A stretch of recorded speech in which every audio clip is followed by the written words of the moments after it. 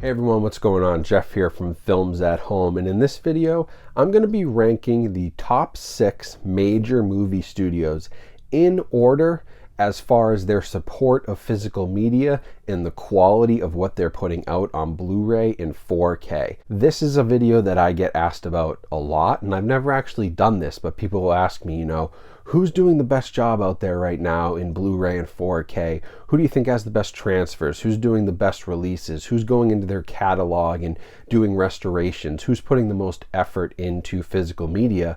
And, maybe people are just curious. Maybe people are wondering, who should we support? What kind of movies may we expect to come to physical media in 4K from back catalogs based on historical, significance that these studios are putting on physical media and the work they're doing on restoration. So there's a whole lot of reasons why people may ask this, but I'm going to take the top 6. So typically when you talk major movie studios, you talk about the big 5, and I'm actually going to expand it to 6. So we've got Sony, we've got Warner Brothers, we've got Paramount, we've got Universal, we've got Disney and Fox, and I'm including Lionsgate because honestly, especially in the last, say, 20 or 30 years, they've become a real major player. So I'm going to rank them starting with who I think is the worst and has the least support and puts the least amount of effort into their physical media releases, and then I'll work my way down into the studio that I think is the best. And I'll give reasoning for each of them. I'll talk about the different releases that are out there and why I'm making this decision. It's not all just about the quality of the transfers, it's also about how much are they doing? Are they doing restoration work? Are they putting in the effort on the packaging, on the special features? Has their quality been pretty solid overall? It's a big picture thing here. So I'll be ranking them 6 to 1. I'll give you my reasons for each. I'll be really curious to hear what you guys think. If you disagree, agree, definitely let me know in the comments. I'd love to hear your thoughts. Now, I should say this isn't ruling out and saying that some of the smaller distributors, the Arrow Video, Shout Factories, Criterion, Kino Lorber, Blue Underground, all these guys, Severance, Synapse, these guys that are doing really great work, I'm just not including them here because a lot of their work is licensed from these studios, and so I'm not considering anything that's been licensed out. I'm talking purely about the major studios who are the biggest players still in the industry and who's doing the most for physical media. So releases like Arrow Video's, release of like Dune or the Tremors or things like that, or anything from Shout Factory like their Friday the 13th set or the Halloween set. Like, I'm not going to dive into any of that because that's separate. This is just major studio catalog releases released by the studio's home entertainment arm. So starting with number 6, this may not come as a surprise to anybody who's watched the channel for a while, but I have to put Disney at the bottom. So a big reason for this, honestly, is because of their acquisition of Fox and their total lack of focus and attention to live action back catalog movies. Disney and Fox, if there's something new that's coming out, a new animated movie, a new Marvel, Star Wars, any of their big properties, any of the Fox movies that are brand new that have been worked on, like, all that stuff has come to 4K. But even when it does, the Atmos is typically lacking. There sometimes can be some really weak HDR or weak upscaling from 2K to 4K. They have some great releases, but they also just don't put a ton of significance on their releases. And even stuff like Avengers Endgame, which now gets the Disney Plus IMAX enhanced experience, the streaming is better than the disc now on Disney Plus. That's just the matter of fact right now. The streaming experience is better. And Disney has clearly put a lot more effort into Disney Plus in that platform than physical media. So they sit at the bottom for a few reasons, but the biggest reason is that their focus is totally on their new franchises. And I get why. It makes them a ton of money. People will consume Marvel content blindly. It literally doesn't matter if it's good or not. All of their movies make billions worldwide. Like, they all do incredible. All the TV shows are killing it on Disney Plus. Like, people just consume. So I understand why they focus on that. But when you acquire a studio like Fox that has such a great back catalog, the only handful of releases we've gotten from Disney and Fox from their back catalog are stuff that was already being worked on, like a Home Alone. Even Heat we haven't gotten on 4K yet because Disney kind of shut that down, and we're like, yeah, we don't know if we really want to do it, even though the 4K master is done and ready to be released. So there's clearly this focus from Disney on streaming. It's clearly a focus on their new franchises, the new properties that they've acquired, the Star Wars, the Marvels. There just isn't a focus on that live action. And although we will get a handful here and there, like we're getting Pirates of the Caribbean on 4K, and we're getting Who Framed Roger Rabbit on 4K, they're few and far between. Think about how many back catalog Fox or Disney titles, live action, that you've seen over the last couple years. It's literally, you could count on one hand. So I put them at the bottom, not only because I think their modern releases and their new movies they do pay attention to are subpar on 4K and Blu-ray, but also because they're just not paying any attention to the great back catalog that they have, and it's really a shame for collectors of physical media. So that was a clear choice for me. Disney's clearly at the bottom. They put the least emphasis on physical, and they've really hurt the Fox brand quite a bit, in my opinion. But coming in at number 5, and then when we get into like 5, 4, and 3, I think 5 is the furthest away. So 4, 3, 2 are all very close in my opinion. And at number 5, I have to put Lionsgate. So while Lionsgate does have a decent sized catalog of 4K titles, plenty of Blu-rays, they do continue to release almost everything on Blu-ray or 4K. They do a lot of independent titles, smaller direct-to-video stuff. Like, they definitely support the formats. They just don't have the same quality that a Paramount, Warner, Universal, or Sony can provide you. Their transfers are usually average to sub-average at best. They're usually not the best looking movies, best sounding movies. A lot of their releases, like say an American Psycho or the Saw movies, John Wick, like they're good, they look decent, but they're nowhere near the same level. The best one they've probably put out is Apocalypse Now, which is a pretty damn good looking 4K disc, but for every Apocalypse Now we've got an Evil Dead, which just really, that's hard to do on 4K, seems like a real money grab. Rambo were just okay, they were average. Terminator 2, not Lionsgate's fault. Studio Canal did that transfer with James Cameron, but still, they didn't do a new one. Terminator 2 looks like crap. A lot of their stuff is just subpar. So I would say that some of their releases, the quality may be lower than Disney, but where I give them the step up is because they do support the format, they do put out Blu-ray and 4K consistently, and they're also doing this really cool push for 4K steelbooks right now. There have been several, from Terminator 2 to American Psycho, Hacksaw Ridge. There's really been a couple of nice looking steelbooks, and so they're clearly still supporting the format and catering to collectors. So I give them props there. They are definitely a step above Disney in terms of their support of physical, but unfortunately their transfers sometimes for me just fall a little bit short, and they just don't have the best catalog to work with. So a lot of what they put out is a little bit subpar and underwhelming. So now coming in at number 4, and this may surprise some people because I had been very high on this studio and the work they were doing, but they've really changed my mind over the last year to 18 months, say, since COVID hit. And number 4 is going to be Warner Brothers. So Warner Brothers has done a great job with 4K. They have some standout discs. They have 2001: A Space Odyssey, one of the best looking discs. They have The Shining, The Matrix, the Batman movies, the Snyder Cut, Clockwork Orange, like The Matrix, they've Shawshank Redemption. I could keep going. Like, they have this great catalog, but recently I've been seeing their quality start to slip a little bit, and that's an issue because I think they've now fallen behind the other 3 on this list in terms of transfer quality, and just the overall emphasis and importance they're placing on physical media seems to have dipped a little bit. And a key example of that for me is like the Lord of the Rings set that they put out, which I thought the transfers still, I think they're really good looking 4K discs, but they put out an Ultimate Middle Earth collection and included like 20 minutes of special features. Like, a studio that really cared about a major property like Lord of the Rings and The Hobbit would have put more effort into that for collectors, and they were lacking on that. The original Lord of the Rings and The Hobbit were lacking. They've now had some quality issues with their Mad Max releases, which somehow got through the quality control department.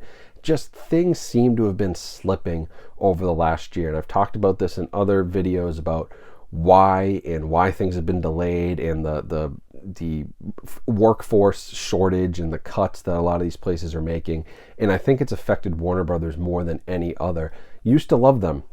Still think that The Shining 2001 and some of these other discs are excellent, amazing discs, but I haven't seen as much come out from them in the last 12 to 18 months. It hasn't been at the same quality level, transfer wise, or just like packaging, features, all those extras. And I don't know why, but I think it's maybe they've just placed less of an emphasis and let their physical media slip, even right down to like the Warner Archive label, which used to be right up there with, you know, the Kino, Criterion type level in terms of diving into back catalogs and putting out classic movies. They've let that kind of slip too. So it's been disappointing, but that's why they've now dropped down to number 4 on my list, below a few of these other guys who I think are doing better work. So I had a clear number 1 in my head, but there was a very close difference between number 2 and 3.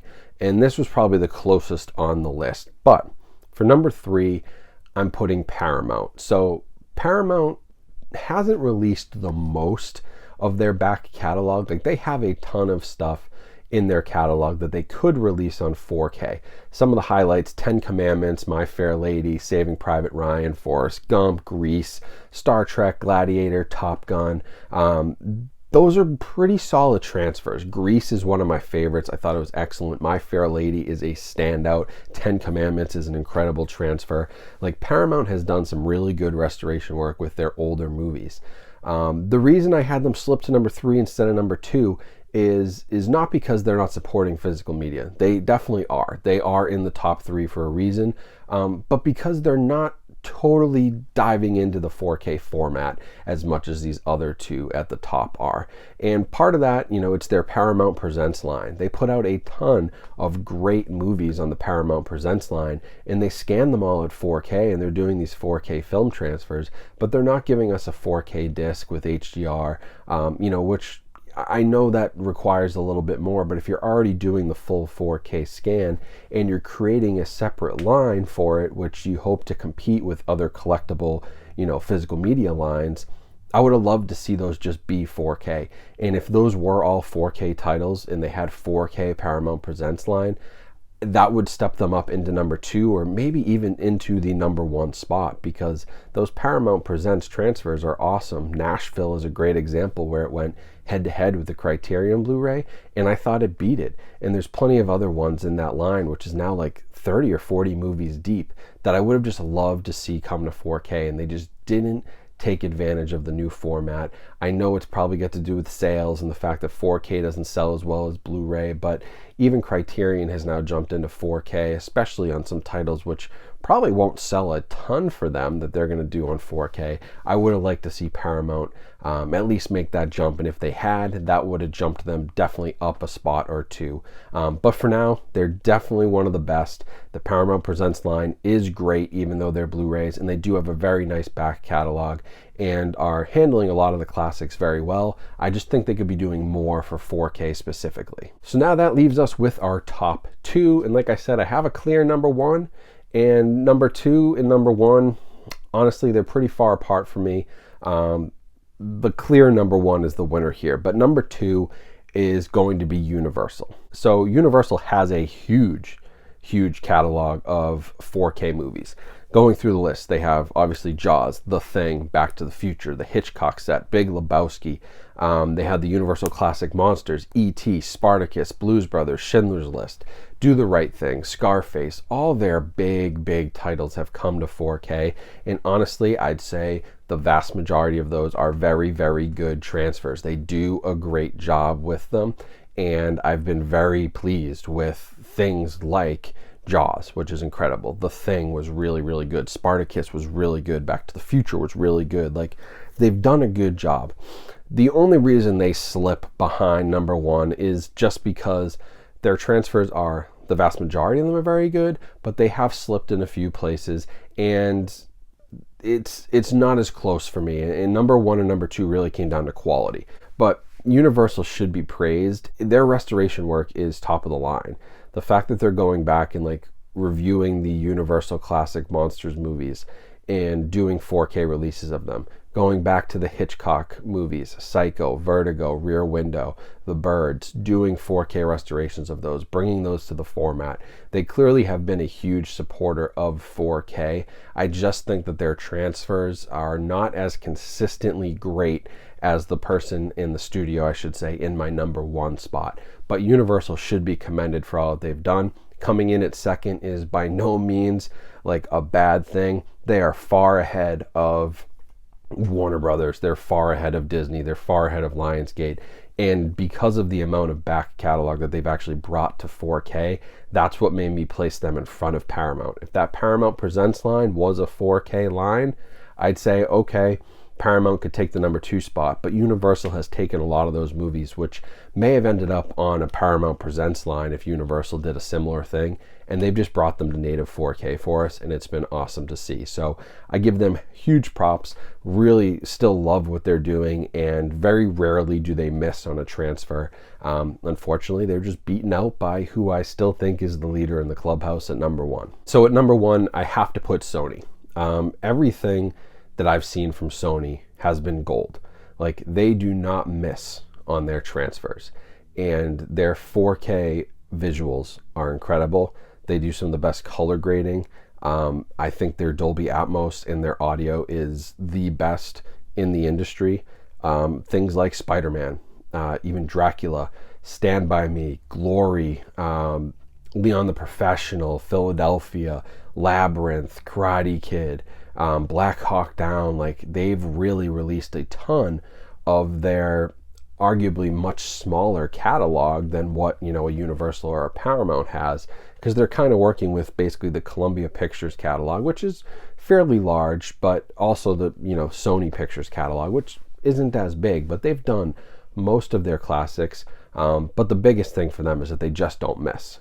And they clearly have an emphasis on physical media and still support it. They're one of the only companies, or the only company on this list, that also manufactures the electronics, the TVs, the players, audio equipment. And so they really have, you know, they're dove right into home theater. Like, they have more skin in the game than anybody else on this list because of the fact that they also sell the equipment. So they clearly put an emphasis on 4K, home theater, home media content, enjoying movies at home, and it shows with the amount of care they put into every single one of their 4K releases.